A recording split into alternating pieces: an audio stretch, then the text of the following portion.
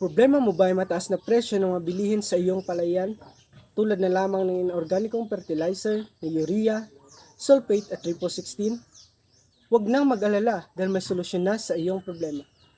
Hi, my name is Alexis Joseph Miagar, a fourth-year Bachelor of Science in Agricultural and Biosystems Engineering.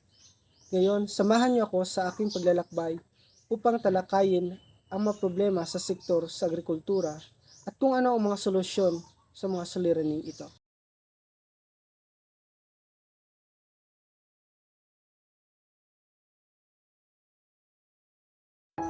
Ano ba ang organic materials and manures? Ang mga organic materials and manures ay nanggaling sa mga nabubulok na mga halaman at sa mga dumi ng hayop gaya ng baka at mga manok, mga bulok na dayami, sewage, grain manures at mga legumes.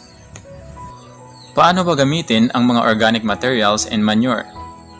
Ang mga organikong pataba ay karaniwang ina-apply o inilalagay sa lupang sakahan ng 2 linggo o higit pa bago ito inihahalo sa lupa during land preparation. Ang mga dayami ay direktang ikinakalat sa lupang sakahan at ipinapabulok. Isang malaking bagay na ang mga dayami ay hindi inaalis sa mga basakan pagkatapos mag-harvest dahil naglalaman ito ng mga mahahalagang nutrients na kailangan ng tanim. For the next episode, I will going to discuss the advantages and the disadvantages of using organic and inorganic fertilizers.